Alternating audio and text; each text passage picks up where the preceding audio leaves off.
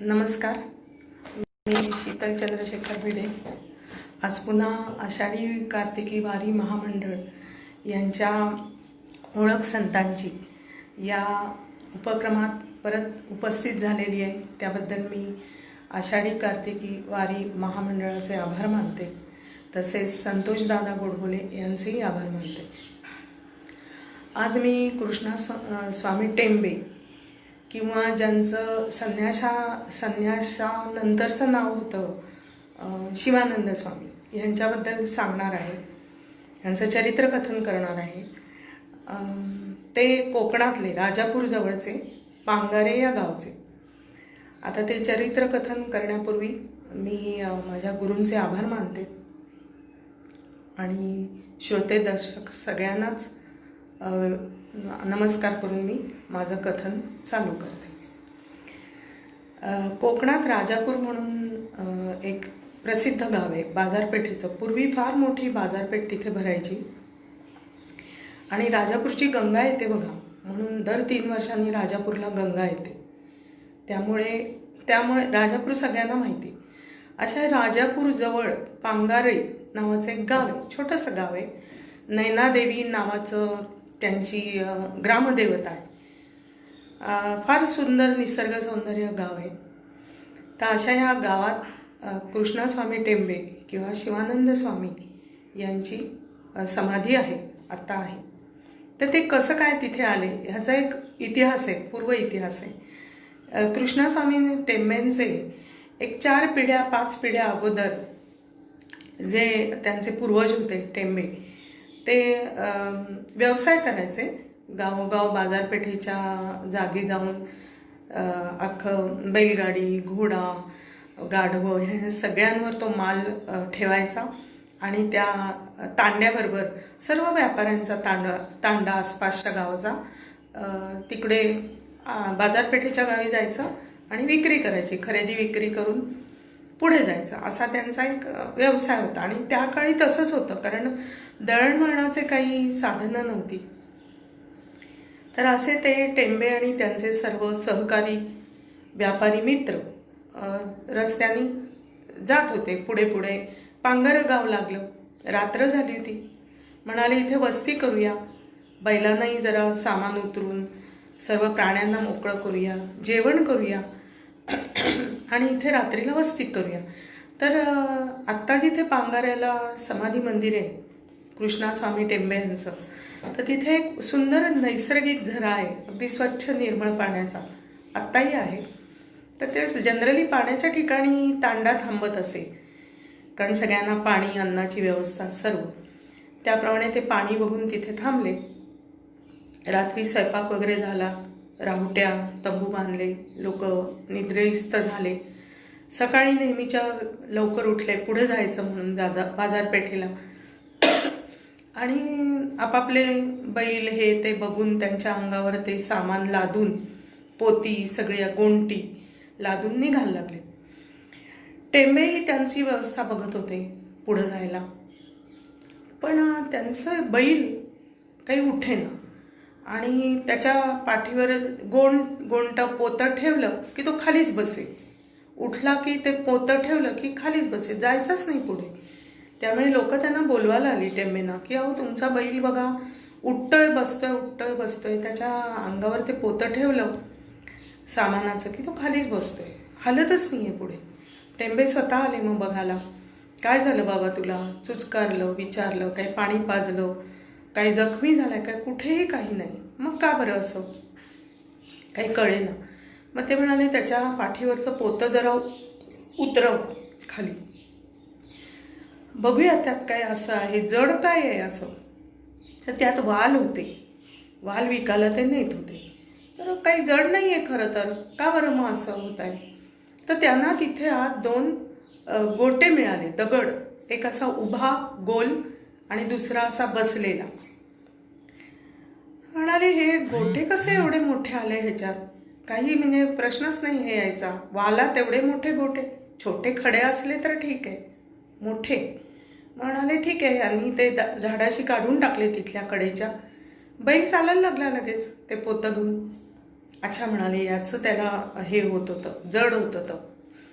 गेला तांडा त्यांचा, पुढे गेला व्यवसाय करायला. पुढच्या गावाला, बाजारपेठेच्या गावाला गेले. बाजार भरला सकाळी.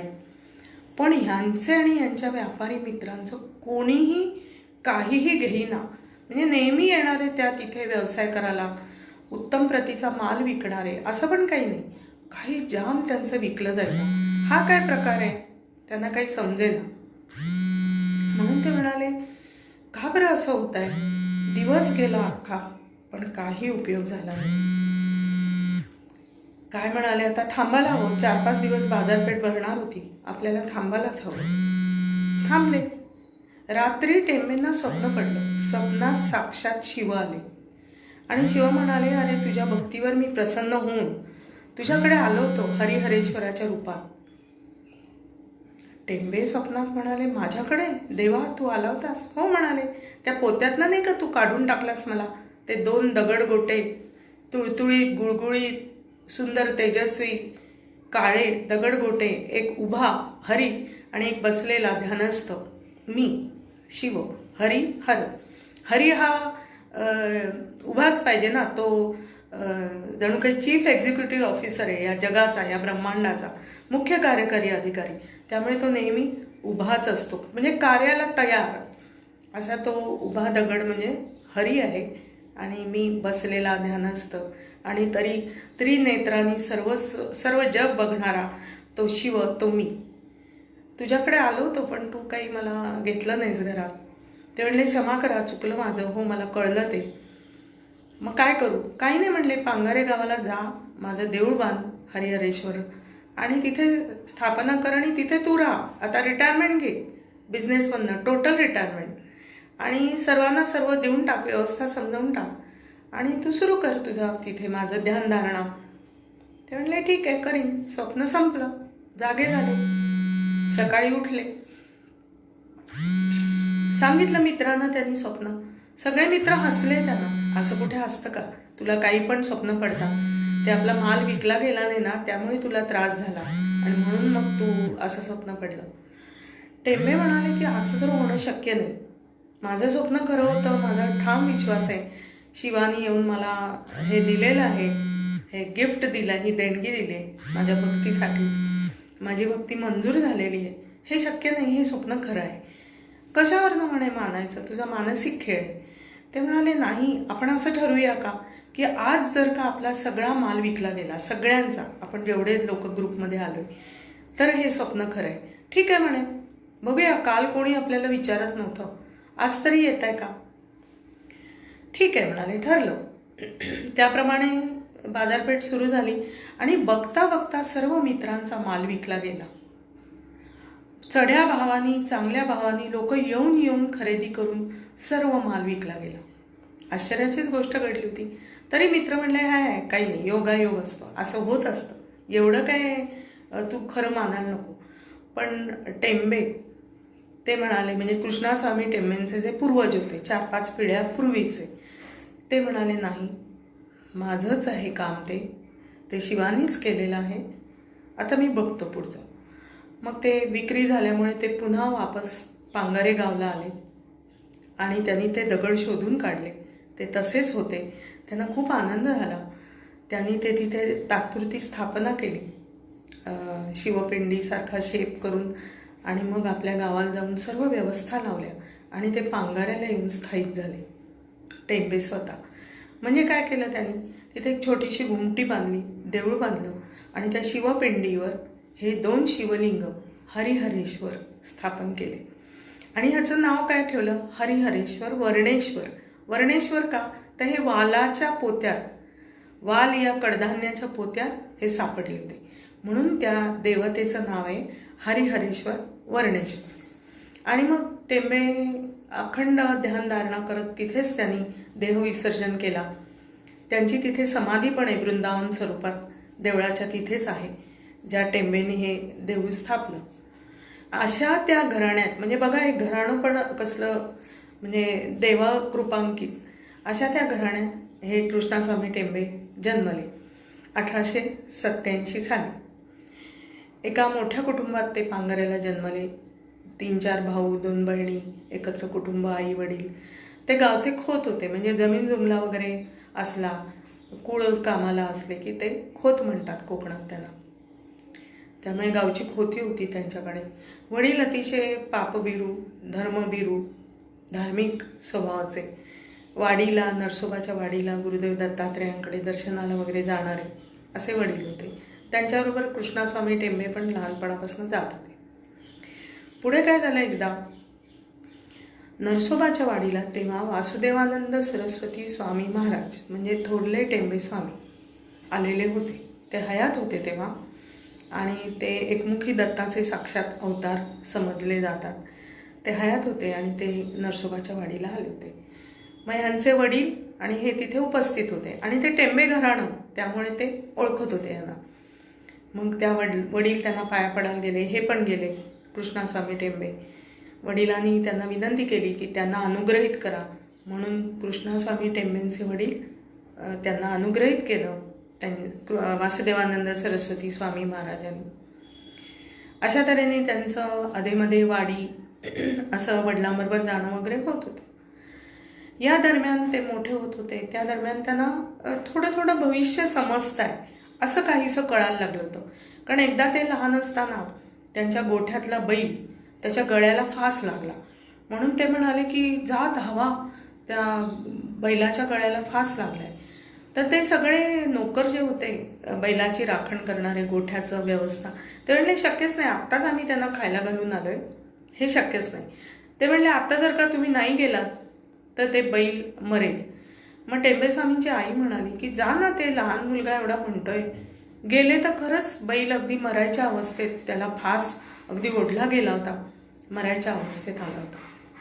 अशा कित्येक गोष्टी त्यांच्या लहानपणी घडत होत्या की खेळताना ते कोणावर डाव येईल, कोण जिंकेल, कोण हरेल हे सांगत असत. अशा बरीचशी भविष्यवाणी त्यांच्याकडनं नकळतपणे, अचानकपणे खरी ठरत होती. म्हणजे हे गुण त्यांचे लहानपणापासून त्यांना भविष्य दर्शन होत होतं, हे लहानपणापासून दिसत होतं. अशा अवस्थेत ते मोठे होत होते. तरुण टेंबे स्वामी वाडीला जायचे, मोठ्या टेंबे स्वामींना भेटायचे. पुढे त्यांच्या आईचं निधन झालं, पुढे वडिलांचं पण निधन झालं, आणि मग त्यांनी थोरले टेंबे स्वामींना विनंती केली अनुग्रहित करून घेण्याची. थोरले टेंबे स्वामींनी त्यांचा स्वीकार केला आणि कृष्णास्वामी टेंबेंना अनुग्रहित केले. त्यामुळे त्यांना दीक्षा मिळाली. 1906 साली त्यांना टेंबे स्वामींची दीक्षा मिळाली. तोवर आईवडील गेले होते, भाऊ नोकरीनिमित्त आपापल्या गावी गेले होते, कारण हे सगळ्यात धाकटे. बहिणी लग्न होऊन सासरी गेल्या होत्या. अशा तऱ्हेने घरात पांगाऱ्याला ते एकटे. सर्व जमीन जुमला, कोर्ट कज्जा, खटले, कुळक आणि जेवण खाणं सगळं त्यांच्यावर एकट्यावर पडलं. पण त्यांनी हसतमुखाने ते स्वीकारलं. सगळ्या जबाबदाऱ्या ते पार पाडत होते. कुठलीही जबाबदारी त्यांनी नाकारली नाही किंवा नाराज होऊन स्वीकारली नाही. जसं जमेल तसं ते पुढे जातच होते. अशा तऱ्हेने ते पुढे जात असताना मुंबईला त्यांना वाटलं की नोकरीला जावं, जरा काहीतरी हातपाय हलवावे, काही वेगळं करावं, म्हणून मग ते मुंबईला आले. गिरगावात ते एक टेंबे खानावळ म्हणून आहे, त्यांचेच नातेवाईक होते. त्यांच्याकडे ते भेटायला गेले. एका रविवारी नोकरी करत होते एका पेढीवर. 2-3 नोकऱ्या बदलल्या मुंबईत त्यांनी. एका पेढीवर नोकरी करत होते. रविवारी त्या खानावळीत भेटायला गेले त्या टेंबेला, आणि ते दोघं असे काउंटरवर बोलत होते, काय कसं काय वगैरे. तेवढे ते कसे उंचे पुरे दिग्पाट बैरागी योगी पुरुष, साधू पुरुष त्या खानावळीत आले. त्या टेंबे जे मालक होते त्यांनी त्यांना बघितलं. ते म्हणाले नोकराला, अरे त्यांना दूध पाठव, गरम दूध करून द्या, बसा, म्हणून त्यांनी हात केला, बसा तिथे, आपण स्थानापन्न व्हा. आणि कृष्णास्वामी टेंबेंना म्हणाले, त्यांच्याकडे त्यांचे पैसे आपण घेऊ नको या. तेवढ्यात त्या बैरागी पुरुषांनी कृष्णास्वामी टेंबेंना असं हात केला की तू माझ्याकडे ये, अशी खूण केली. कृष्णास्वामी टेंबेंना आधी कळेना, मलाच बोलवत आहेत का? हो म्हणे, तुम्हालाच बोलवत आहेत ते, मालक म्हणाले. मग कृष्णास्वामी टेंबे गेले. यांनी 2 दुधाचे ग्लास पाठवले मालकाने. त्यांनी नमस्कार केला बैरागी बुवांना. एकदम प्रसन्न तेजस्वी व्यक्तिमत्व, साक्षात परमेश्वरी व्यक्तिमत्व होतं. कृष्णस्वामी टेंबे ते बघून भारावूनच गेले, आनंदून गेले. कोण म्हणायचं, काय रूपाचं या नाव आहे, काय कसं काय विचारायचं. तेवढ्यात ते स्वतः बैरागी बुवा जे साधू पुरुष होते ते म्हणाले, तुला आज प्रसाद होणार आहे, प्रसाद करतो तुला. असं म्हणून त्यांनी झोळीतनं एक भस्मची मूठ काढली आणि कृष्णस्वामी टेंबेंच्या हातात दिली. ही ठेव म्हणाले तुझ्याजवळ. कृष्णस्वामी टेंबेंना पटकन काही सुचेना म्हणून त्यांनी तिथेच एक कागद पडला होता हॉटेलच्या टेबलावर, तो घेतला, पटकन ते भस्मची मूठ त्यात घातली, पुडी केली आणि आपल्या खिशात ठेवली आणि म्हणाले, महाराज तुम्ही दूध घ्या. दोघांनी दुधाचं सेवन केलं. मग ते बैरागी बुवा निघाले आणि उभेच सगळं, बसणार कसे, ते बैरागी उभे म्हटल्यावर हे कसे बसणार, उभे आणिच नमस्कार झाले. मग ते बैरागी बुवा साधू पुरुष म्हणाले, तुमचं खिशातली ती पुडी उघडून बघा, प्रसाद झालाय तुम्हाला. ह्यांना काही कळेना, म्हणजे आता प्रसाद झालाय म्हणजे घेतलं मी भस्म, अजून काय अपेक्षित आहे. म्हणून ते म्हणाले, बरं उघडून बघतो. म्हणून त्यांनी खिशातली ती पुडी काढली आणि ती भस्माची पुडी उघडून बघितली. तर आत 2 पादुका, सुंदर छोट्याशा पादुका आणि मध्ये नागाचा फणा आणि बाजूला औदुंबराच्या डहाळ्या पानं. त्यांच्या आश्चर्याला पारावरच राहिली नाही. असं कसं झालं, हे आत्ता तर भस्म होतं आणि ह्यांच्या पादुका झाल्या, ह्याला म्हणजे हा खरा प्रसाद आहे. म्हणून त्यांनी तो स्वीकारला. त्यांना खूप आनंद झाला. ते म्हणाले, काय मी नतमस्तक आहे, शरणागत आहे. ते म्हणले, ठेव आहे तुझ्याकडे, हा तुझ्यासाठी प्रसाद आहे. असं म्हणून झपाझप पावलं टाकत ते निघून पण गेले. टेंबे स्वामींना खूपच आनंद झाला की हे फारच आपल्या आयुष्यात एक छान घटना प्रसंग घडलाय, परमेश्वराची कृपाच आहे.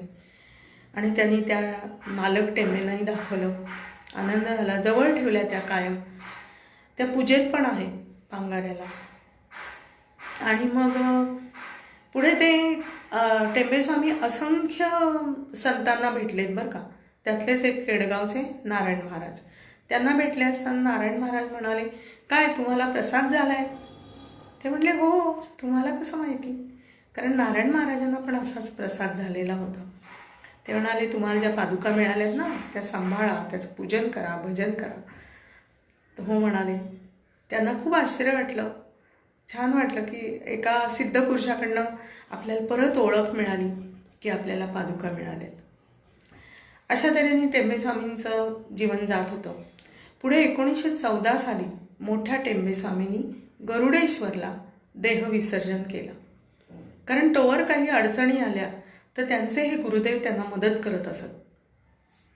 वाडीला आल्यावर हे त्यांना भेटायला जायचे आणि त्यांच्या सगळ्या प्रॉब्लेमवर जे काही सोल्युशन देत असत तर ते त्यामुळे त्यांना खूप मदत व्हायची.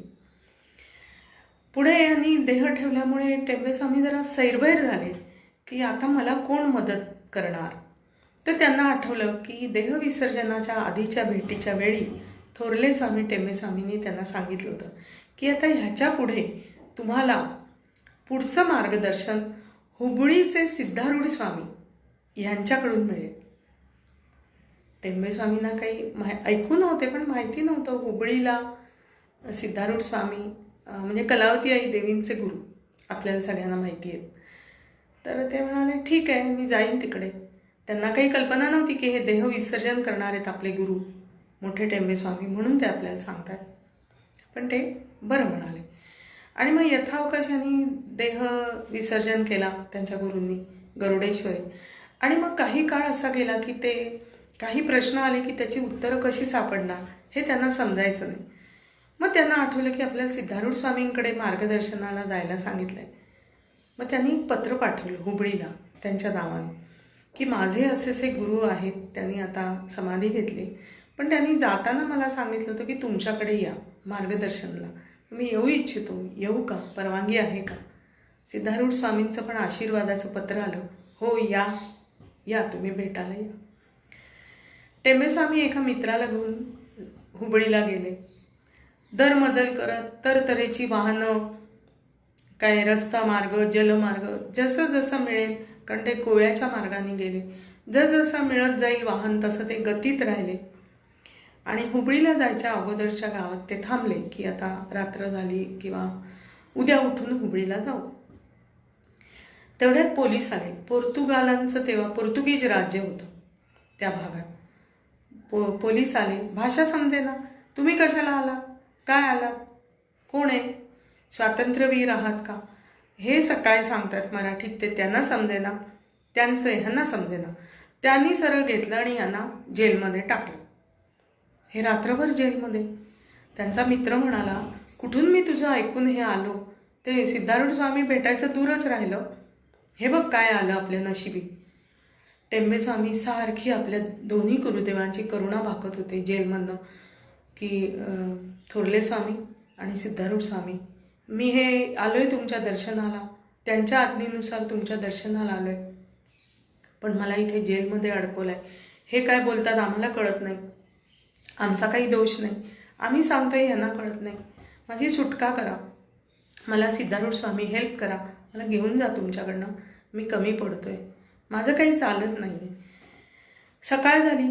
तो मित्र म्हणाला, बघ आता काय आपलं खरं नाही. आपलं आयुष्य इथेच जाणार. नाही रे म्हणाले, माझा गुरूंवर विश्वास आहे.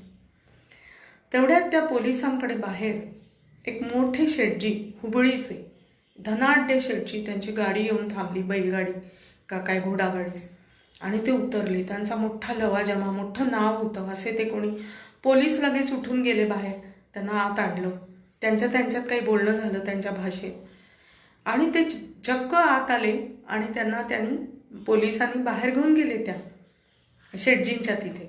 शेटजी त्यांना म्हणाले मराठीत, काय रे, हुबळीला भेटायला आलाय ना सिद्धारूढ स्वामींकडे, इथे काय करताय? त्यांना इतका आनंद झाला की हे कोण आहेत अनोळखी आणि आपल्याला भेटायला आले. त्यांनी सर्व हकीकत सांगितली. ते म्हणले बरं ठीक आहे. मग त्यांनी पोलिसांना सांगितलं की ह्यांचा जामीन मी देतो. हे काही क्रांतीवीर नाही आहेत, काही दगाफटका करणार नाहीत. हे एका साधू पुरुषाला भेटायला जात आहेत, नमस्कार करायला जात आहेत, ह्यांना सोडा. आणि जे काही ह्याच्याबद्दल असेल ते पैसा अडका किंवा जामीन गॅरंटी मी घेतो. अशा तऱ्हेने त्यांनी सांगितलं की त्यांना सोडा. आणि मग ते काय खुशच झाले. त्यांना सोडलं. त्यांनी त्यांना गाडीत बसवून दिलं त्या शेटजीनी की ह्या मार्गाने जा, म्हणजे तुम्ही हुबळीला लवकर जा. आणि अशा तऱ्हेने त्यांची सुटका झाली. हा एक चमत्कारच होता. अचानक कोणी अनोळखी येऊन पैसा अडका आणि शब्द देऊन आपल्याला सोडवतोय सकाळी. हे दोघंही खुश झाले. गाडीत बसले. सिद्धारूढ स्वामींकडे आले आश्रमात हुबळीला शोधत. त्यांचं प्रवचन चालू होतं. पूर्ण गच्च सभामंडप भरलेलं होतं. आता कधी जायचं आपण ह्यांच्यापर्यंत, कसे पोचणार, हे आपल्याला कसे ओळखणार, याचं काही समजेना त्यांना. मग ते म्हणाले की कसं काय करायचं. तेवढ्यात सिद्धारूढ स्वामींनी स्वतःहून सांगितलं की ते जे 2 मुलं मागे उभी आहेत ना, त्यांना बोलवून आणा इकडे. अशा तऱ्हेने त्यांना पटकन त्यांनी बोलवून घेतलं. हे दोघंही त्यांच्यासमोर जाऊन उभे राहिले. सिद्धारूढ स्वामींनी नमस्कार करायच्या आतच विचारलं, काय मी पाठवलेला जामीन कसा होता? बापरे, काय झालं असेल कृष्णास्वामी टेंबे. ते कोसळलेच त्यांच्या पायावर, रडायला लागले. पायावर नतमस्तक झाले. म्हणले, स्वामी तुम्हीच ते, तुम्हीच आला होतात ना रूप बदलून. सिद्धारूढ स्वामी काही जास्त बोलले नाही, हसले फक्त. म्हणाले, अहो त्यांनी आलं आणि आम्हाला सोडवलं. आमचं काहीच नाही तर आम्हाला दिशाच दिसत नव्हती. सिद्धारूढ स्वामी फक्त हसले. आणि तिथे एक त्यांनी कृती केली कृष्णास्वामी टेंबेनी. त्या पायावर डोकं ठेवलं होतं. तर उजव्या पायाचा अंगठा सिद्धारूढ स्वामींचा, त्या अंगठ्याला त्यांनी चक्क आपल्या तोंडानी, आपल्या जिभेनी चाटलं, तोंडात घेतला तो अंगठा. तर सिद्धारूढ स्वामी एकदम असे गडबडले की हे काय करतोय, माझा अंगठा का त्यांनी तोंडात घेतलाय पायाचा. आणि मग शांत झाले, बसले. असं त्यांनी काही क्षण केलं. असं म्हणतात की गुरुच्या पायावर जेव्हा आपण नतमस्तक होतो तेव्हा त्यांचे पाय म्हणजे साक्षात आपल्यासाठी परमेश्वराचं स्थानच असतं. पण उजव्या पायाच्या अंगठ्यावर आपलं डोकं ठेवलं तर आपल्याला त्यांची आशीर्वादाची शक्ती, कृपेची शक्ती प्राप्त होते, असं एक म्हणतात. ते त्यांना माहिती असावं, कारण त्यांना एक मोठे गुरु होते. त्यामुळे त्यांनी ते केली आणि ॲक्शन. आणि सिद्धारूढ स्वामींनी पण ती मंजूर केली पहिल्याच भेटीत. म्हणजे जणू काही त्यांची शक्ती संक्रमित झाली, कृपा संक्रमित झाली, आशीर्वाद संक्रमित झाला, यांच्याकडे ट्रान्सफर झाला हल्लीच्या भाषेत. अशा तऱ्हेने सिद्धारूढ स्वामींनी त्यांना स्वीकारलं आणि मग पुढे हमेशा त्यांना सिद्धारूढ स्वामींचं मार्गदर्शन पत्राद्वारे मिळत होतं. काही अडचणी आल्या तरी सिद्धारूढ स्वामी त्यांना व्यवस्थित मार्गदर्शन करत होते. थोरले टेंबे स्वामी तर त्यांच्या हृदयात होतेच, आता सिद्धारूढ स्वामींना स्थान आलं होतं. पुढे सिद्धारूढ स्वामींनी ही देह ठेवल्यावर स्वामी समर्थ अक्कलकोट यांचं मार्गदर्शन त्यांना मिळायला लागलं, यांचे दृष्टांत व्हायला लागले. अशा तऱ्हेने कृष्णास्वामी टेंबेंना ह्या 3 सत्पुरुषांचा, ह्या 3 पावन परमेश्वर स्वरूप म्हणजे टेंबेस्वामी मोठे, सिद्धारूढ स्वामी आणि अक्कलकोट स्वामी या तिघांचेही आशीर्वाद, कृपा आशीर्वाद, मार्गदर्शन लाभलेलं होतं. म्हणजे किती ते लाडके होते बघा. आपल्याला एक बलवान ताकदवर तगडा गुरु मिळायला आपल्याला हल्लीच्या काळात कठीण होतं. बोंधू गुरु आहेत असं बरंच चाललंय काही समाजात, आपण त्याच्यावर भाषणं केलेलं बरं, कारण आपल्याला काही तेवढी योग्यता नाही कोण खरं आहे कोण खोटं आहे समजण्याची. तर एक खरा गुरु भेटणं किती मुश्किल झालं आहे आत्ता. आणि त्यांना बघा 3 सच्चे गुरु त्यांच्या डोक्यावर अगदी वरद हस्त घेऊन उभे होते. काही पूर्वपुण्य आहे, काय हे त्यांचं अप्रतिम व्यक्तिमत्व. असे हे टेंबेस्वामी. त्यांच्या आयुष्यात असंख्य चमत्कार, जसे इतर संतांच्या आयुष्यात भरपूर चमत्कार आपल्याला बघायला मिळतात, तसे त्यांच्याही आयुष्यात चमत्कार बघायला मिळतात. त्यांच्या चरित्रात श्रीधर आगाशे म्हणून राजापूरला राहायचे, ते त्यांच्याकडे भेटायला यायचे. त्यांनी प्रचंड हे सगळं लिहून ठेवलेलं आहे, आखो देखा हाल, त्यामुळे ते सत्यस्वरूप आहे. आणि इतर संतांप्रमाणेच ह्यांच्याही आयुष्यात कित्येक भूतबाधा दूर केल्यात, कित्येक आर्थिक संकट दूर केलेत, मानसिक दूर केलेत, शारीरिक संकट दूर केलेत. भरपूर दीनजनांना भरपूर आसरा दिलेला आहे, खाऊपिऊ घातलेलं आहे, योग्य ते मार्गदर्शन सल्ला दिलेला आहे, भविष्य सांगून त्यांना योग्य ते त्यांच्या अडचणीतनं बाहेर काढलेलं आहे. तर तऱ्हेच्या मार्गाने कृष्णास्वामी टेंबेंचं भरपूर असं आयुष्यभर त्यांनी हे केलेलं आहे. कोणीही माणूस त्यांच्याकडे आला तर खाल्ल्या पिल्ल्याशी जायचा नाही, स्वतः स्वयंपाक रांधून करायचे. गावचे खोत होते, त्याचीही कोर्ट कचेऱ्या चालू होत्या, ती सर्व कामं करत कुठेही कमी पडले नाही. एक पुरुष माणूस असून सुद्धा त्यांना काहीही मध्ये आलं नाही. हे केवढं मोठं म्हणजे गमतीदार उदाहरणच म्हणावं लागेल की एक पुरुष स्वतःहून स्त्रीचाही पार्ट प्ले करत होता, गुरु माऊली स्वरूपात सगळ्यांना त्यांच्या संकटातनं बाहेर काढत होता, निस्वार्थ निर्व्याज प्रेम देत होता. हे सगळं त्यांचं एकतर्फी चालू होतं. आता आपण असा भाग बघणार आहोत कृष्णास्वामी टेंबेंचा की ज्याद्वारे आपल्याला त्यांच्या आयुष्यातले शास्त्रीय कारण मीमांसा जी केली आहे त्यांनी, ती आपल्याला बघायला मिळेल, ऐकायला मिळेल. तो भाग आपण प्रामुख्याने ह्या चरित्रात बघणार आहे, कारण ह्या चरित्राचा मुख्य भाग तो आहे असंच वाटतं. बाकी चमत्कार वगैरे तर आहेतच, त्यात काही प्रश्नच नाही. टेंबेस्वामींनी मुख्य असं सांगितलेल्या काही शास्त्रीय चर्चा, त्यातलं पहिलं अगदी लॉजिकली आपल्याला पटेल असं होतं की सूर्योदय आणि सूर्यास्त ह्या 2 वेळा कॉस्मिक ऊर्जा पृथ्वीवर धारण करण्यासाठी अतिशय उपयुक्त आहेत. तेव्हा असं होतं सूर्योदय आणि सूर्यास्ताला एखाद्या सफरचंदाचं जसं देठाशी सफरचंद निमुळतं होतं तसं ते सफरचंद निमुळतं झाल्यामुळे ते खोल आत जातं. सफरचंदाचं देठ आठवा, ते असं देठाच्या जागी खोल असतं, गोल आणि खोल असतं. काही फळांची देठं वर असतात, सफरचंदांचं देठ आतपर्यंत असतं. तशी पृथ्वीची अवस्था होते सूर्योदय आणि सूर्यास्ताच्या वेळी. कारण तेव्हा टाईम टर्निंग पॉईंट आहेत, ते काळ बदलायचे पॉईंट आहेत. त्यामुळे तिथे असं निमुळतं होतं आणि कॉस्मिक ऊर्जा, कॉस्मिक एनर्जी, परमेश्वरी डिवाईन एनर्जी म्हणा, काही म्हणा, ती पृथ्वीवर डायरेक्ट येऊन सर्व पृथ्वीवरच्या चल आणि जड चैतन्याला समृद्ध करते, पृथ्वीला समृद्ध करते, असं ते, अशी ती वेळ. त्यामुळे ते सांगायचे तुम्ही सूर्योदय आणि सूर्यास्ताला ध्यान करा. त्यामुळे तुम्हाला कॉस्मिक ऊर्जा डायरेक्ट मिळतील. ध्यान करा, स्वस्थ बसा, परमेश्वराचं नामस्मरण करा, काही करा. सूर्योदय आणि सूर्यास्ताच्या वेळेला ह्या 10 मिनटं तरी तुम्ही बसा, असं ते सगळ्यांना आवर्जून सांगायचे. कारण ह्या वेळेला कसं होतं बघा, पाऊस पडतो, आपण पावसात एखादं भांडं ठेवलं ते दिवसभरात भरतं ना, पण तेच आपण एखाद्या धबधब्याखाली भांडं धरलं तर ते 1 मिनिटात भरतं, किंबहुना ते भांडं लुडकतं, पण अगदी पडतं आपल्या हातून. तेच आहे हे जे धबधबे पडायची जी वेळ आहे कॉस्मिक ऊर्जेची, ती सूर्योदय सूर्यास्त आहे. बाकी तर ती कॉस्मिक ऊर्जा पेनिट्रेट होऊन, मॅग्नेटिक फील्डच्या आतनं पेनिट्रेट होऊन आपल्याला मिळतच असते दिवसभर. परमेश्वरी ऊर्जा पृथ्वीला समृद्ध करतच असते, सर्व चल आणि जड चैतन्यांना समृद्ध करतच असते. पण ह्या 2 वेळेला त्या मॅग्नेटिक फील्ड जे आहे पृथ्वीच्या भोवती ते असं निमुळतं होतं आणि त्यामुळे आपल्याला त्यातनं डायरेक्ट ऊर्जा मिळू शकतात.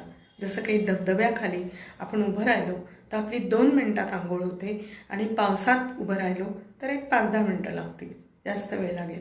पावसाच्या धारा किती प्रमाणात मोठ्या आहेत लहान आहेत त्याच्यावर. हा एक त्यांचा अतिशय सुंदर महत्त्वाचा मुद्दा लॉजिकली पटण्यासारखा आहे, जो सायन्सला पण धरू नये.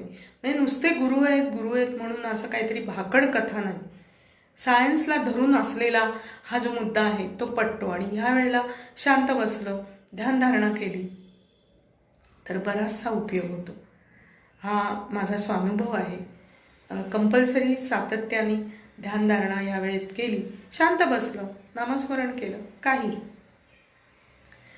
दुसरी गोष्ट त्यांनी आवर्जून सांगितली, सायन्सच्या दृष्टीने सांगणारे हे संत होते, म्हणून हे जास्त आपल्याला अपील होतं, क्लिक होतं, की सायन्स आणि ह्या दोन्ही गोष्टी ते धरून आपल्याला सांगतात. दुसरी गोष्ट ते अशी सांगतात की तुम्ही जे अन्न शिजवता घरात कुटुंबासाठी, तुम्ही स्वतः शिजवलं तर तुमच्या प्रेमाची, कुटुंबाच्या काळजीची व्हायब्रेशन, एनर्जीज त्या अन्नात जातात. हे तर आपल्याला माहिती आहे की आपण अन्न स्वतः शिजवतो, घरातल्या लेडीज, बायका, मान्य आहे सगळं. तर हे अन्न आता काय होत आहे, परिस्थितीवश बायका नोकरीसाठी बाहेर पडल्या आहेत, त्यामुळे त्यांना अन्न शिजवायला आधार, हेल्पिंग हँड घ्यावा लागतोय, अगदी मान्य आहे. तर ते म्हणायचे हा हेल्पिंग हँड शक्यतो तुम्ही स्वतःच असा, कारण तुम्ही नामस्मरण कराल किंवा कुटुंबाची काळजी, कुटुंबाचं प्रेम, सगळं काही तुमच्या हातातनं त्या अन्नात उतरेल आणि त्या अन्नात ती सगळी पॉझिटिव्ह व्हायब्रेशन निर्माण होऊन ते अन्न पचन, डायजेशनला खूप उपयोग पडेल.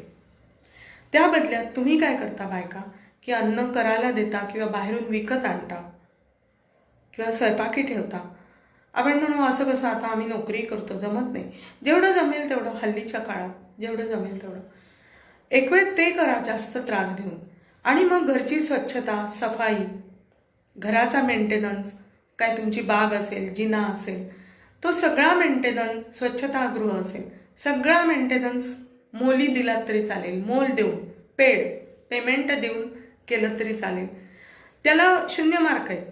म्हणजे ऐहिकात बरोबर आहे, मार्क 0 नाही आहेत, घर स्वच्छ असणं महत्त्वाचं आहे, पण व्हायब्रेशनच्या दृष्टीने तुम्ही देऊ शकता. त्याला तशी व्हॅल्यू नाही, कारण ती घराची स्वच्छता वगैरे तुम्ही दिलीत हरकत नाही. अन्न शिजवायला मात्र तुमची व्हायब्रेशन उपयोगी पडू दे.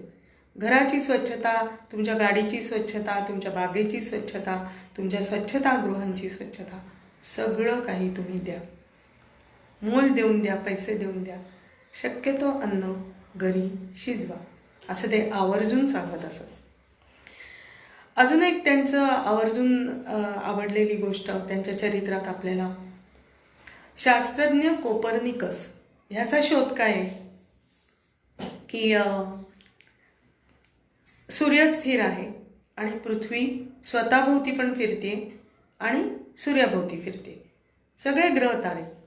पण आपण पृथ्वीवर असल्यामुळे काय दिसतं? आपल्याला असं दिसतं की पृथ्वी स्थिर आहे आणि सूर्य फिरतोय, आणि सूर्य फिरल्याचा दाखला आपल्याला दिसतो, पण जणू काही तो उगवला मावळला उगवला मावळला चालू आहे रात्रंदिवस. त्याच्यामुळे तर दिवस रात्र होतो. त्यामुळे पृथ्वी स्थिर आहे, सूर्य चालतो असं दिसतं. पण कोपर्निकस या शास्त्रज्ञांनी सांगितलं की सूर्य स्थिर आहे, पृथ्वी फिरते. हे सेम सिद्धांत कृष्णास्वामी टेंबे म्हणाले की 700-800 वर्षापूर्वी ज्ञानेश्वरांनी सांगितलेला आहे. अध्याय 2 99 ओवी. त्यात त्यांनी सांगितलंय की सूर्य जसा स्थिर असून चलत असलेला दिसतो, तसं कर्म करताना तुम्ही चाला, कर्म करा, कर्मापासून पलायन चालत नाही, पण त्या कर्माच्या मीपणापासून मुक्त व्हा. जसा सूर्य चालल्यासारखा दिसतो पण तो चालत नाही, स्थिर असतो, तसा कर्मयोगी माणूस सर्व कर्म करतो, कर्म करताना दिसतो सुद्धा तो, पण तो ती सगळी कर्म वाहून टाकतो, सरेंडर करतो. हे उदाहरण देऊन ज्ञानेश्वर माऊलींनी 700 वर्षापूर्वी कोपर्निकसनी जे सांगितलंय तो सिद्धांत 700 वर्षापूर्वी आपल्या ज्ञानेश्वरीत सांगितलंय. ज्ञानेश्वरांचं वय बघा काय सांगताना, आणि केवढा मोठा सिद्धांत त्यांनी, वैज्ञानिक सिद्धांत सांगितला, जो पारमार्थिक तत्वात बसून आपल्याला पटेल असा सांगितला. संतांची ही खासियत असते की ते डे टू डे व्यवहारातल्या गोष्टी, रोजच्या व्यवहारातल्या गोष्टी आपल्याला सांगतात, ज्यामुळे आपल्याला ते तत्व, ते जे सांगतात ते पटायला खूप सोपं पडतं, सहज पडतं, पटतं आणि आचरणात आणायला मदत होते त्याची. तर हे कृष्णस्वामींनी सांगितलेलं होतं. अजून एक चर्चा अशी चालायची आगाशेंची, आणि त्यांच्या चर्चा चालायच्या त्याबद्दलच त्यांनी सांगितलेल्या आहेत. त्या आगाशे त्यांना म्हणाले की स्वामी हे सर्व सिद्ध पुरुष, म्हणजे हा प्रश्न अगदी बघा आपल्या मनातला आहे. सर्व सिद्ध पुरुष जगात भरपूर सिद्ध्या प्राप्त आहेत, भारतात तर आहेच हे आपल्याला माहिती.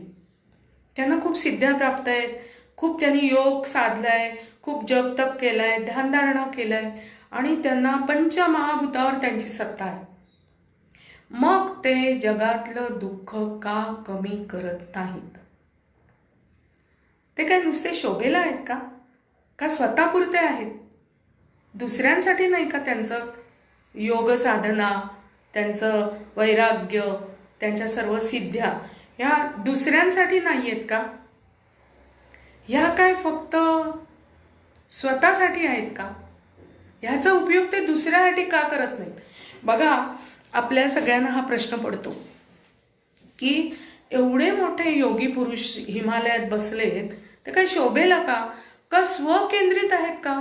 संत कधी स्वकेंद्रित, सेल्फ सेंटर्ड असतात का? नसतात ना.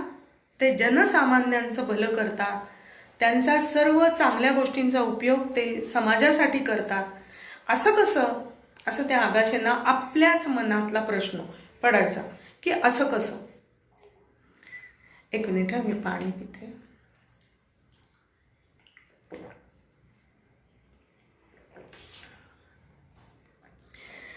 हे आगाशांनी प्रश्न विचारला. कृष्णस्वामी टेंबे म्हणाले, तुझं बरोबर आहे, काही चूक नाही आहे, आपल्याला असा प्रश्न पडूच शकतो.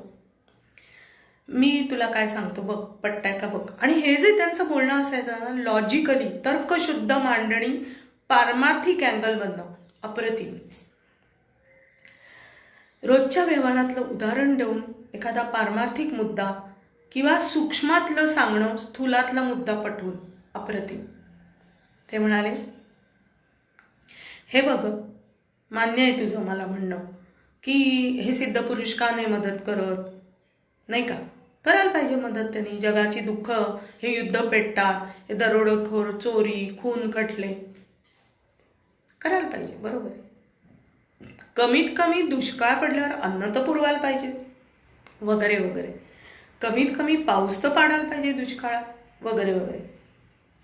कारण या सर्व संतांची पंचमहाभूतावर सत्ता असते. असं आपण ऐकलंय. मग का नाही वापरत? जगाच्या कल्याणासाठी संतांच्या विभूती. मग काय त्याचा उपयोग काय आहे? मग तुमच्या आमच्यात फरक काय आहे? असे तुम्ही स्वार्थी आहात का? वगैरे वगैरे. कृष्णास्वामी टेंबे म्हणाले, बघा, आपण सर्वांनी जन्म घेतलाय आपापल्या प्रारब्ध कर्म फेडण्यासाठी. हे मान्य आहे? हो म्हणाले, मान्य आहे. आपापल्या प्रारब्ध कर्म कशामुळे निर्माण होतात? गतजन्मी, त्याच्या गतजन्मी आपण मनुष्य जन्मात स्पेशली 84 लक्ष योनीतल्या इतर कुठल्याही जन्मातली फळं फुलं आपल्याला खायला मिळत नाहीत, परिपक्व होत नाहीत. कारण ते फक्त आहार, निद्रा, भय, मैथून एवढ्याच गोष्टीत त्यांचं कार्यकाळ संपतो प्राण्यांचा 84 लक्ष योनीत. फक्त मनुष्य जन्म हा उत्कृष्ट निर्मिती आहे परमेश्वराची, म्हणून त्यात पापपुण्य काउंट होतं. आणि ते काउंट झालेलं पापपुण्याची फळं परिपक्व होऊन भोगायला आपण पुनश्च जन्म घेतो. बरोबर? हो म्हणाले, बरोबर. आता हे जे भोगायला आपण आलोय, तो भोगवटे कुणी भोगायचे हो? आपणच ना. हो, अगदी वाल्या कोळी सुद्धा कुटुंबासाठी करत होता, तर त्याचं पाप कोणी घेतलं नाही. त्यांच्याच उदरभरणासाठी तो लोकांना मारत होता. जेव्हा नारद महर्षींनी सांगितलं, जा विचार, पापाचा भागीदार आहात का नाही झाले, ही तर गोष्ट आपल्याला माहिती आहे सगळ्यांना. म्हणजे ज्याचं त्याचं कर्म आणि त्याची चांगली वाईट परिपक्व फळं ज्यांनी त्यांनीच घेतली पाहिजे. हे मंजूर आहे? हो मंजूर आहे म्हणाले, आगाशे म्हणाले. मग तुम्ही असं कसं म्हणता की एखादा भुकेला मरायचंच त्याचं कर्म असेल तरीही परमेश्वर इतका दयाळू आहे ना की तो त्याला वेळेला 2 घास देतोच. असं म्हणतात, जो चोच देतो तो चारा पण देतो. पण वेळेला 2 घास दिले तरी त्याची गरिबी एकदम नाहीशी होत नाही ना. वेळेला पोट भरतं त्याचं. तो एक दिवस रात्र त्याचा जातो नीट. पुनश्च काय, उद्या कोण?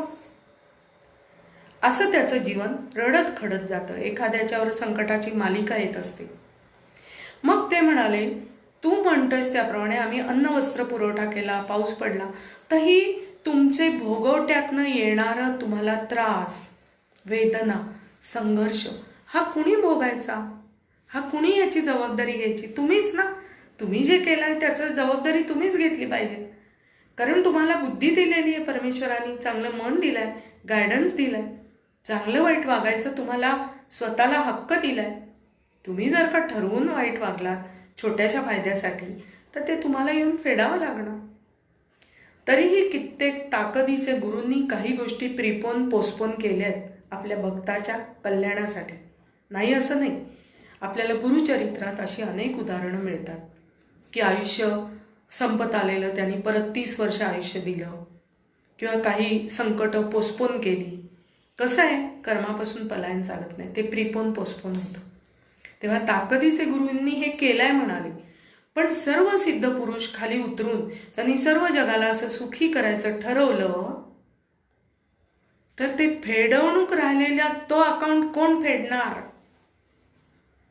त्याचं काय? जसं ते म्हणाले, बँकेत तुमचे पैसे आहेत तर तुमचा चेक रिटर्न जात नाही. तुम्ही चेक लिहून दिला किंवा पैसे काढायला गेले, बँकर तुमचे पैसे देतो, चेक बाउन्स होत नाही. तसं तुमचं पाप पुण्याचं जोर अकाउंट चालू आहे, पुण्याचा अकाउंट चालू आहे, तोवर ते म्हणाले एखादा वाईट माणूस सुद्धा ऐशोआरामात दिसतो, कारण पुण्याचा अकाउंट चालू आहे गतजन्मीच्या. ते बँकेत जसा तो चेक बाउन्स होत नाही तसा तो त्याचा गतजन्मीचा अकाउंट चालू आहे. पण ज्या क्षणी बँकेचे पैसे संपतात त्या क्षणी काय होतं?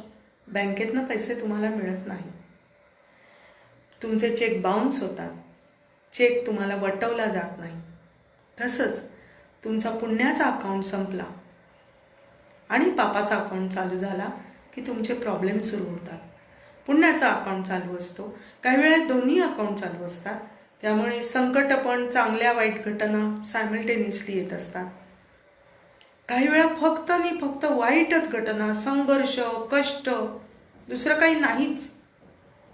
कारण तुम्ही केलेल्या गतजन्मातले अकाउंट बोलतायत, रिपेमेंट करतायत आणि ते मुद्दल कमी कमी होत जात आहे. तो अकाउंट कमी कमी होत जातोय. त्यामुळे ते म्हणाले, सिद्ध पुरुष मदत करतात नाही असं नाही, ते अनेक वेळा जन्म घेतात. हे जीवनमुक्त लोक अनेक वेळा जन्म घेतात. ते मदत करतात, जास्तीत जास्त बघतात की मी किती सहनशक्ती आहे. कारण शेवटी तुमचा अकाउंट आहे, तुम्हालाच त्याचं पेमेंट करायला हवं. तुमच्या नावावर पडलाय. तरी कित्येक गुरु भक्तांचे रोग अंगावर घेतात, तात्पुरते आजार अंगावर घेतात, तात्पुरती संकट अंगावर घेतात. असं कित्येक चालू आहे. पण सर्वस्वी असं होऊ शकणार नाही. अशाने काय होईल, कर्माचा सिद्धांतच फोल ठरेल. कर्माचा सिद्धांत जे म्हणतात की तुम्ही जसं कराल फेडाल, मग तो कर्माचा सिद्धांताचा काय उपयोग आहे? जग चालणार कसं? काही नियम पाहिजेत की नाही? परमेश्वराने जग निर्माण केलंय, काही नियम दिलेत आपल्याला. आणि मनुष्य जन्मात कसं वागायचं, काय वागायचं आपल्याला चांगलं कळत आहे. आपल्याला सारखी बुद्धी आहे, सद्विवेक बुद्धी आहे, आपण वापरलीच नाही. आणि त्यामुळे येणार फायदे तोटे घ्यायलाच पाहिजेत ना.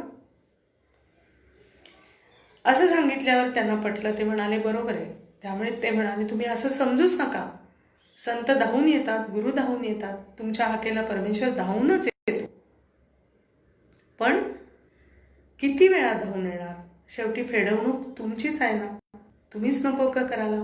नाहीतर त्याला एक्सटेन्शन मिळेल आणि अनेक जन्म तुम्ही रिबर्थ घेत बसाल, अनेक जन्म घेत बसाल आणि हे पाप पुण्याचा हिशोब तुम्हाला फेडत बसावा लागेल. आणि अशा कुठल्या जन्मात तुम्हाला एक ताकदवर गुरु मिळाला जो हा सगळा हिशोब तुम्हाला उघडून दाखवेल, तर वागायची पद्धती, तुमचं रोजचं जीवनमान बदलेल. तुम्ही व्यवहारातच राहाल. तुम्ही लगेच हिमालयात भगवं लावून जाणार नाही. पण व्यवहारात जे तुम्ही कालचे होतात ते आजचे थोडा बदल येईल, उद्या अजून बदल येईल. व्यवहार तेच राहतील. कारण जग तेच आहे, माणसं तेच आहेत, प्रसंग तेच आहेत. किंबहुना तुमच्या कर्माचे आलेले अकाउंट पण तेच आहेत ना. भेटला ताकदवर म्हणून काय अकाउंट बंद नाही झाले, अकाउंट चालूच आहे. फक्त ती फेडवणूक होत असताना तुम्हाला शांतता, स्थिरता येते. केऑस, डोक्यातला गोंधळ कमी होतो, तुमची ऊर्जा सेव होते आणि विश्वास, श्रद्धा बळकट होते अजूनच. हे सर्व सिद्ध पुरुष करतात. त्यामुळे जगातलं एकदम दुःख ते करू शकत नाही, कारण या दुःखाचे निर्माते तुम्हीच आहात. त्यामुळे भक्तांना असं वाटायचं, ते त्यांना म्हणायचे की इतका सुंदर ब्रह्मांडाचा खेळ परमेश्वराने रचलाय. काय ग्रह तारे, काय सुंदर निसर्ग सौंदर्य, काय सुंदर आम्हाला पृथ्वी दिली आहे राहायला. इतकं निसर्ग सौंदर्य भरपूर आहे, खायला प्यायला भरपूर दिलाय. आसपास ग्रह तारे, सूर्य, चंद्र काय नाही दिलाय. असा हा ब्रह्मांडाचा पट उघडून परमेश्वर बसलाय. तो असा युद्धाद्वारे असा उधळून का देतो? आमचा निर्माता असा का आहे की युद्ध पेटवतो, माणसं भरपूर खलास, रोग येतो. आत्ता आपण महामारीच्या ह्याच्यातनं चाललोय. अरे असं का? तुझंच सुंदर जग निर्मिलेलं तू का असं समाप्त करायला बसलायस? तू परमेश्वर आहेस ना, असं का? आणि हे जे परमेश्वराचे प्रेषित आहेत तुम्ही लोक, परमेश्वराचे मार्गदर्शक चेले म्हणा किंवा परमेश्वर स्वरूपच वेगवेगळ्या, तुम्ही का बघताय उघड्या डोळ्यांनी? हा ब्रह्मांडाचा पट असा उधळून द्यायला परमेश्वर का तयार आहे? तेव्हा कृष्णस्वामी टेंबे म्हणायचे, कुठल्याही निर्मात्याला आपली निर्मिती वाया जावी असं वाटतं का रे? सांगा तुम्हीच. उदाहरणार्थ कुठल्याही आईवडिलांना त्यांनी लहानपणापासून मुलांना चांगलं शिकवलेलं असतं, चांगलं ज्ञान दिलेलं असतं. मुलं पुढे विचारत नाहीत, विचारू पण नको देत. एक वेळ आईवडील म्हणतात फुकट जातात, वाया जातात. कुठल्याही आईवडिलांना बरं वाटतं काय बघून की ह्याची फळं काय मम तपाला असं म्हणून ते डोक्याला हातच लावतात ना, सुधारायचा प्रयत्न करतात, त्या मुलांवर निस्वार्थ प्रेम करतात. अनकंडिशनल लव ते परमेश्वर करतो. पण तरीही ती मुलं आपल्या भौतिक जगात चुकीचं वागण्यापासून थांबतच नाही, आईवडिलांचं ऐकतच नाहीत आणि स्वतःचा ऱ्हास करून घेतात. आईवडिलांना उघड्या डोळ्यांनी ते बघावं लागतं. साधे तुम्ही ह्या जन्माचे आईवडील आहात, निर्माते आहात, तर तुम्हाला एवढं दुःख होतं.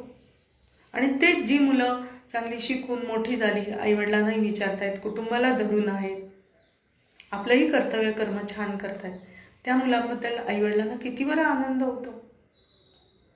आईवडील अगदी भरून पावतात. एका जन्मापुरतीच तर नाती असतात ही. कुणाला माहिती कोण मुलगा आणि कोण मुलगी आणि कोण आईवडील. पुढच्या जन्मी काय आठवणार आहे का मागच्या जन्मीचं आठवत आहे.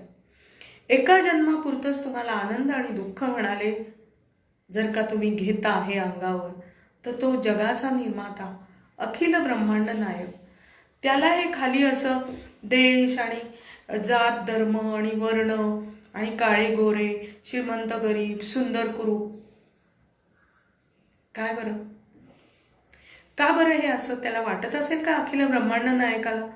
म्हणजे तुम्ही बघा, हा अखिल ब्रह्मांडाचा सुंदर पट खेळ मांडलाय देवानी, तो उधळून कोण टाकतोय? तुम्ही, परमेश्वर नाही. परमेश्वर निर्माता उलट वेळोवेळी संत रूपाने खाली जन्म घेतोय, तुम्हाला शहाणपणा शिकवतोय. अनेक सद्ग्रंथांच्या रूपाने तो उरलाय शिल्लक. ते देह ठेवून गेले जरी संत, तरी ते ग्रंथ रूपाने उरले. ग्रंथ हे गुरु आहेत म्हणतात. तुम्हाला गायडन्स आहे ना, प्रत्येक टप्प्यावर मिळतो. असं म्हणतात की दर 30 किलोमीटरवर भाषा बदलते. तसं असं म्हणतात की दर 30 किलोमीटरवर प्रत्येक घरात एक संत जन्माला आलाय.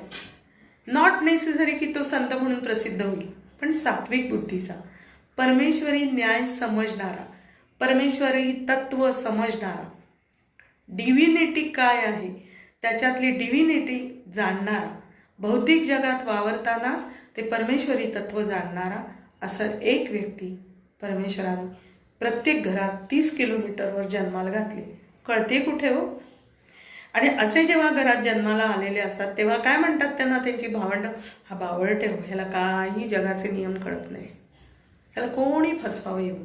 हे बघा, इतकं काही वेडं असू नका की तुम्हाला कोणी फसवून रस्त्यावर आणेल. आणि इतकं नाही कोणी वेडं आहे या आजकाल. कलियुगाचा गुण सगळ्यांना लागलेला आहे. पण तरीही आपल्या घरात कोणीतरी सात्विक असतं बघा, जे ह्या सर्वावर एक छान आपल्याला शिकवणूक देत असतात, एक वेगळा दृष्टिकोन आपल्याला धारण करायला देत असतात. ती सर्व परमेश्वराची स्टेशनच आहे असं म्हटलं जातं. तसं कृष्णस्वामी टेंबे म्हणाले की अरे बाळा, त्यांच्या भक्तांना म्हणायचे, असे असंख्य लोक प्रगट झाले, तुम्हाला ते कळत नाही, त्याला काय करणार? नंतर असे असंख्य प्रश्न कृष्णस्वामींनी टेंबे सांगायचे, सोडवायचे विज्ञानाच्या दृष्टिकोनातनं. म्हणून आपण तो अँगल त्यांच्या चरित्रातला जास्त करून बघतोय. दुसरं ते म्हणायचे, तुम्ही विज्ञान मानता, आपलं अध्यात्मशास्त्र, आपले गुरु संत हे असलं काही आम्ही ओळखत नाही, हे काही चमत्कार वगैरे आम्हाला सांगू नका असं म्हणता. मान्य. काय रे? ते म्हणायचे, तुम्ही स्थूलात या देहाने खाता अन्न, तुम्ही 3 प्रकारचं खाता, सॉलिड, लिक्विड आणि गॅस. म्हणजे ह्या सगळ्यातनं गॅसेस पण आत जातात तरतरेचे या अन्नातले. म्हणजे आपण 3 गोष्टींचं सेवन घेतो, 3 प्रकार, 3 टाईप, सॉलिड, लिक्विड, गॅस. बरोबर? स्वामी म्हणायचे ते आत जातात तुमच्या शरीरात, डायजेशन होतं. मग काय होतं रे? मग ते भक्त म्हणायचे, अहो त्याचं रक्त होतं, पौष्टिक रस तयार होतो आणि नको असलेलं मलमूत्राद्वारे विसर्जन होतं आणि जे उपयुक्त आहे शरीराला ते ठेवलं जातं. म्हणजे जसं रक्त आहे, पौष्टिक रस, जीवनरस पुरवला जातो त्या खाण्यापिण्यातनं, सॉलिड, लिक्विड आणि गॅसमधनं रक्त तयार होतं आणि तुम्हाला ऊर्जा मिळते आणि नको असलेलं बाहेर पडतं. स्वामी म्हणाले, ही स्थूलातली क्रिया अन्नाची आणि सूक्ष्मातली रक्त बनवण्याची क्रिया तुम्हाला विज्ञानाने माहिती आहे. बरोबर? हो म्हणाले, माहिती आहे. ते असं डायजेशन, असं ते अन्ननलिकेतनं अन्न जातं, मग असं ते पित्तरस आणि अशी ती ॲसिड आणि असं ते आतड्यात अमुक तमुक फिरतं मिक्सर आतला आणि मग ते बाहेर फेकलं जातं. ते म्हणाले, तुम्हाला विज्ञान तर माहिती आहे, मग मी तुम्हाला हे सगळं अन्न देतो, तू काय जेवतोस सकाळी? भात, भाजी, पोळी, आमटी, एखादं स्वीट, चटणी, लोणचं, पापड. व्हेजिटेरियनच घेऊया, शाकाहारी अन्नच घेऊया आपण आधी उदाहरण म्हणून. ते मी तुला एका ताटात वाढून देतो आणि तुला मी सर्व आयुध देतो, इन्स्ट्रुमेंट्स, मिक्सर देतो, पाटा वरवंटा, खलबत्ता, फूड प्रोसेसर, सगळं जे काय. त्या काळात फूड प्रोसेसर नव्हता, मिक्सर नव्हता. म्हणजे सांगण्याचा मतलब की हे सगळी आयुध मी देतो उपयुक्त. आता हे सर्व अन्न जणू काही तू खातोयस असा विचार करून ती एकत्र कर. ती कूट, दळ, काही कर, मिक्स कर हाताने, शिजव, कच्ची घे, पक्की घे. जे जे शरीरात होतं त्या त्या ॲक्शन करण्यासाठी मी तुला सर्व तऱ्हेची आयुध देतो आणि ताटात तू करते आणि मला रक्त बनवून दाखव. तू एक वेळ ते पिळून रस काढशील, रक्त, रेड रंगाचं, लाल रंगाचं रक्त तुम्हाला बनवून दाखव. आणि त्या जगभर सर्व धर्मातल्या लोकांना, भांडणाऱ्यांच्या पण, न भांडणाऱ्याच्या पण, संतांच्या पण, सामान्य माणसाच्या पण, गरिबाच्या पण, श्रीमंताच्या पण, लाल रंगाचं रक्त तयार होतं. वरून काही हिरवं रक्त धर्मानुसार, पांढरं रक्त धर्मानुसार, भगवं रक्त धर्मानुसार आलेलं नाही. रक्त एकाच रंगाचं येत आहे. करून दाखव तू मला. का बरं, का नाही जमत आहे? आपल्याकडे कुठला मिक्सर आहे? आपल्याकडे आतडी वगैरे सगळे असे हार्ड मांस पेशीस तर आहे. का बरं नाही जमत? करून दाखव. तुम्हाला विज्ञानाने आता कळलंय ना की हे असे अवयव मदत करतात, मग ते अशी ॲसिड फेकतात, असं करतात. मी तुला देतो सगळं, ती सामुग्री देतो. तयार कर आणि रक्त बनवून दाखव. नाही ना जमत आहे? सर्व माहिती आहे विज्ञानाने, पण ते रक्त काही बाहेर करणं जमत नाही. अजूनही आजारी माणसाला रक्त लागलं तर दुसऱ्या माणसाचंच, तेही त्या ग्रुपचंच द्यावं लागतंय. अजूनही हार्ट प्लांटेशन त्यावेळी एवढं न, आताही हृदय दुसरं माणसाचंच बसवायला लागतंय. डोळ्यातला जो काही भाग आहे तो माणसाचाच घ्यावा लागतोय. किडनी माणसाचीच घ्यावी लागते. का बरं? तुम्हाला तर सगळं माहिती आहे. मग कृत्रिम किडनी, कृत्रिम हृदय, कृत्रिम रक्त, कृत्रिम डोळे, हे चष्मा कृत्रिम डोळे आहेत बाहेरून. आतलं काय? ही निर्मिती का नाही तुम्ही करू शकत आहे? करा ना मग तुम्ही विज्ञानाला खरं मानताना माना, ठीक आहे. हे आमचं संत वगैरे समाज, भारतातलं हे अध्यात्म होपलेस मानताना त्याला काही अर्थ नाही. ते असे चमत्कार वगैरे काही हो, तुम्ही दाखवा ना चमत्कार करून विज्ञानाच्या दृष्टीने. नाही जमत आहे ना तुम्हाला, दाखवा करून. ते म्हणले अहो काहीतरी काय, आपल्याला कसं रक्त जमेल करायला? जीवनरस आपल्याला कसा जमेल? का म्हणाले त्या भाज्या पिळा, जीवनरस झाला. रक्तदान नाही जमत आहे, का बरं नाही? बाहेरून रंग घालून जमणार आहे का ते रक्त? नाही म्हणले जमणार. आणि मग यातला कुठला भाग फेकायचा, कुठला भाग ठेवायचा, हे ज्ञान आहे का? तुमच्या दृष्टीने ते सगळं पानातलं फेकूनच द्यावं लागणार आहे, त्याचा रस पिळून घेतला की. शरीर असं करत नाही. ही सिस्टीम कोणी बसवली ह्याबद्दल काही विचार केलाय का कधी? करा मग तो. नुसतं विज्ञान म्हणून सायन्स घ्याच मदतीला, नो डाऊट. सायन्सचा उपकारच आहे. पण सायन्सचं कसं आहे म्हणाले, ते प्रयोग करून बघतात. 2 रसायनं एकत्र आली, झालं. हे एक तिसरं रसायन तयार झालं. 2 रसायन कुठून निर्मिती झाली? ते म्हणे पृथ्वीच्या पोटात सॉल्ट मिळतं किंवा समुद्रात सॉल्ट मिळतं, पृथ्वीच्या काय रॉक सॉल्ट मिळतं. पृथ्वीच्या पोटात कुठून निर्माण झालं? ते म्हणे होतं असं रासायनिक क्रिया होऊन. असा शोध काढत तुम्ही शेवटापर्यंत जा. मग अशा रासायनिक क्रिया निर्माण करणारी पृथ्वी कुणी निर्माण केली? ते म्हणे काय बिग बँग झालं म्हणून झालं. बरं बिग बँग झालं मग झालं, ते किती वर्ष झालं? किती वर्ष ती पृथ्वी व्यवस्थित फिरतीये? तर सूर्यनारायण तुम्हाला हे देत आहे प्रकाश, चंद्रदेव तुम्हाला औषधी वनस्पतींवर चंद्रप्रकाश टाकून रात्रीचं औषधं वनस्पती त्याच्या लहरींनी, प्रकाशाने. किती वर्ष चाललंय हे? अशी पृथ्वी आकाशात फिरतीये आणि त्या ठराविक एकमेकांच्या यांनी फिरतीये, तुम्हाला समजत नाहीये? ते म्हणाले, अहो ते असं काहीतरी म्हणतात ना की म्हणे 1000 फण्याच्या ह्याने शेषशाही भगवानाने पृथ्वी आणि ब्रह्मांड तोलून धरलाय. ते म्हणले सत्य आहे. कसं म्हणाले? अरे त्याला आपलं सगळं सगुण रूप दिलंय, कथात बसवलंय, जेणेकरून आपल्याला पटकन समजेल. हा भारतीय समाजाचा, भारतीय अध्यात्म धार्मिकतेचा हा एक मोठा विशेष गुण आहे की सर्व स्टोरी रूपात बसून पटकन कळतं.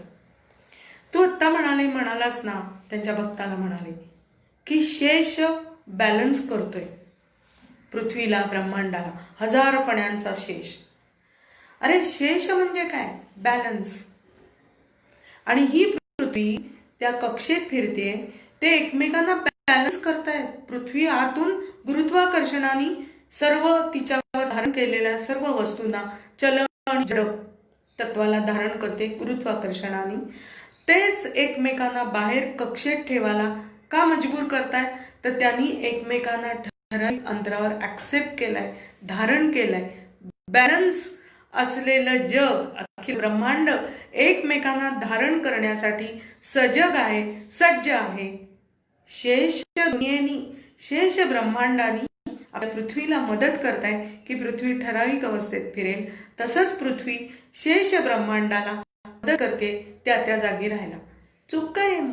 शेषानी तर धारण केलंय. शेष म्हणजे काय? बॅलन्स. असे अनेकविध सायन्सच्या दृष्टिकोनातनं ते सांगायचे. अप्रतिम चर्चा त्यांच्या सायन्सच्या दृष्टिकोनातनं होत्या. ते म्हणायचे मंत्र, तंत्र आणि यंत्र.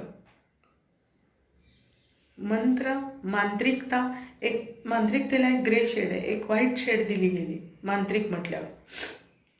यंत्र आणि तंत्र, तांत्रिकला पण एक असं व्हाईट शेड दिले. तसं नाही म्हणाले. कुठलाही मंत्र म्हणाला, त्या मंत्राची शक्ती शब्द, ते कसे म्हणायचे हे तंत्र. मंत्र, तंत्र आणि यंत्र तुमचं शरीर, तुमचं मन, तुमची बुद्धी, हे तुमचं परमेश्वर निर्मित यंत्र. जेव्हा ते मंत्र शब्द ठराविक पद्धतीने म्हणतं, टेक्निक, तंत्र म्हणजे टेक्निक, तेव्हा त्याची व्हायब्रेशन्स निर्माण होऊन तुम्हाला निश्चितच आनंद मिळतो. अहो साधं नामस्मरण घ्या. म्हणून गोंदवलेकर महाराज म्हणतात किंवा सर्व संत की तुम्हाला मंत्रविंत्र नाही ना जमत आहे, तंत्र नाही, नाम घ्या ना साधं, रामराम म्हणा. मोठे टेंबे स्वामी म्हणायचे, या कृष्णस्वामी टेंबेंचे गुरु, की रम हे बीज आहे, अग्निबीज. पण ते रम हे बीज जपलं तर अग्निबीज असल्यामुळे त्याचा उष्णतेचा त्रास होऊ शकतो. म्हणून राम म्हणा. राम सोपं आहे, त्यांनी उष्णतेचा त्रास होणार नाही आणि तुमच्या प्रत्येक संकटात तुम्हाला ते निभावून नेईल. राम हा मंत्रच झाला आपल्यासाठी, नाम जप झाला. असे सर्व संतांनी सांगितले. ते जपाचं महत्त्व हे पण सांगायचे. कृष्णस्वामी टेंबे सांगायचे की प्रत्येक गोष्टीला काहीतरी वातावरण, ध्वनी, आसपासचं वातावरण आणि माणसं हे पण जबाबदार असतात. आपण म्हणतो बघा की एखाद्या देवळात गेल्यावर खूप छान वाटतं, एखाद्या घरात गेल्यावर खूप छान वाटतं, कारण तिथली घरी सर्व माणसं समंजस शांतपणे आलेल्या गोंधळाला सामोरे जात असतात, गोंधळ नसतात घालत, तिथे शांतता नांदत असते. आपण साधेपणाने तिथे गेलो भेटायला तरी आपण म्हणतो खूप छान वाटतं तुमच्याकडे, सगळ्यांना भेटून खूप शांत वाटतं, कारण तिथे शांततेची व्हायब्रेशन निर्माण झाली. जी शांततामय स्वरूप, तो परमेश्वर स्वरूप शांतता आतच वस्ती करते, ती त्यांच्या भौतिक जगात पण बाहेर त्यांच्या ॲक्टिव्हिटीमध्ये, त्यांच्या कार्यप्रणालीतनं प्रगट होते. अशा तऱ्हेने ते शांततामय होतं जग, तिथली व्हायब्रेशन. आणि म्हणून आपल्याला तिथे गेल्यावर शांतता वाटते. जसं देवळात गेल्यावर, एखाद्या पॉवर स्टेशनला गेल्यावर. हे ते म्हणायचे. हे अत्यंत ते समजून सांगायचे सगळ्यांना की सर्व गोष्टी तुम्ही कनेक्टेड आहात, interconnected. Stay tune, stay connected. जसं ते म्हणायचे तंबोरे ठेवलेत एखाद्या ह्याच्यात खोलीत, तर एखाद्या तंबोऱ्याला जर का छेडलं तर बाकीच्या तंबोऱ्यातनं पण पंचम स्वर बाहेर पडतो म्हणतात. त्या ध्वनीनी त्या तंबोऱ्याच्या त्या तारांवर त्या स्वरांवर आघात होऊन, हलकासा आघात होऊन तोच स्वर पंचम स्वर बाहेर पडतो. इतके जर का तंबोरे स्थूलातले जड जर का कनेक्टेड आहेत तर आपलं काय हो, आपण तर आत्मस्वरूपानी या देह स्वरूपात वेगळे भिन्न दिसलो तरी आत्मस्वरूपानी अंतर्यामी कनेक्टेड आहोत. ते स्टे ट्यून स्टे कनेक्टेड हे जे आयडियाचं आहे ते खरं आपलं आहे. वाक्य आपलं असायला पाहिजे की योग्य ठिकाणी आपण सगळ्यांनी स्टे ट्यून स्टे कनेक्टेड राहायला पाहिजे आणि अयोग्य ठिकाणी डिस्कनेक्ट व्हायला पाहिजे, ट्यून्ड नाही व्हायला पाहिजे. त्यामुळे आपली व्हायब्रेशन जी अंतर्गत आपल्यात आहेत, बाहेर आहेत, ती दिव्य परमेश्वरी स्वरूप जी डोळ्यांना दिसत नाही ती आपल्यात सतत आहेत, ती लाईव्ह असल्याचा अनुभव आपल्याला येईल. योगी पुरुषांना तो येतो. ते एकदा अजून एक भक्त म्हणाले त्यांना, ते रामदास स्वामींच्या तिथे कथेत काही वाटेल ते लिहिलंय की ते असे लहान मोठे होऊन कुठेही जायचे. ते म्हणले का बरं, पंचमहाभूतावर घेतली सत्ता की शक्य आहे. रामदास स्वामींना एका मुसलमान अधिकाऱ्यांनी पकडलं आणि म्हणाले, तुम्ही फार लोकांना नादाला लावताय, राम भेटवणार म्हणताय, रामनाम घ्या, मला दाखवा ना माझा अल्लाह, चला जाऊ दे, मला तुमचा राम दाखवा, आहे का तुमच्यात एवढी पॉवर.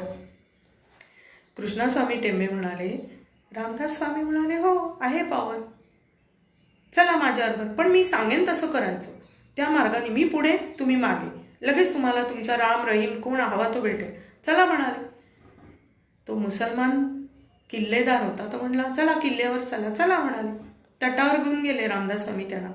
तिथे पहारेकरी त्या तटबंदीला छोटंसं होल पाडून त्यात फक्त बंदुकीची नळी जाईल असे नळी घालून त्या छोट्याशा होलमधनं लपून बसले होते, शत्रूला हे करायला, म्हणजे कायम गस्तीवर असलेले.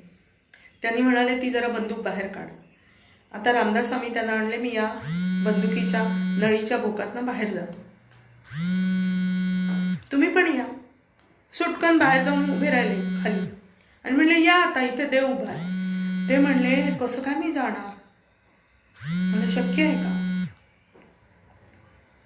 खाली आले, तटाच्या खाली. रामदास स्वामींना नतमस्तक झाले. म्हणले, का नाही आलात, या मार्गाने आला की देव लगेच भेटणार होता, मला भेटलाय बाबा.